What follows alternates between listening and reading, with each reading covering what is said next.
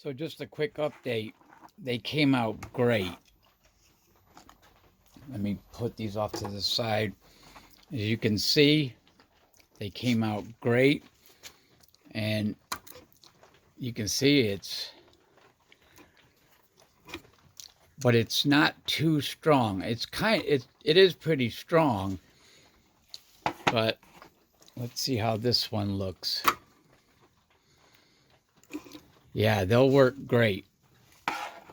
They will work great. So this one goes inside my coil, and then the other one, which was just meant to be a prototype, will go inside Sky's coil.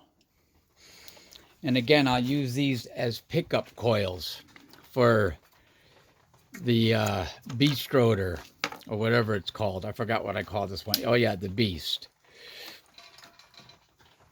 This was the original coil that has the PLA, infused PLA core, that I printed the whole core out of that and then wrapped the wire around it. And again, this guy is, as you can see, he's a maglev, but a different type. So I have to figure out how to better support the coils, because this guy here is pretty cool, but he's not very sturdy. So yeah, I think I'm gonna have to order some 3/8 plexiglass or some 1/2 inch so that I can build it straight off of here and up. I think that's the best way to do it.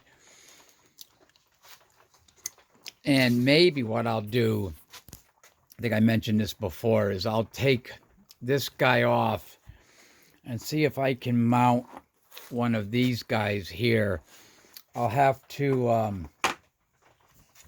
redo the post here to some other configuration. Maybe have something come out down like this, like a squared off C-clamp type thing, where it will hold it up but allow for the coil to go in there. Or I might just put this guy in there as a pickup coil and then just build off of that. That's probably what I'll do. All right, ciao.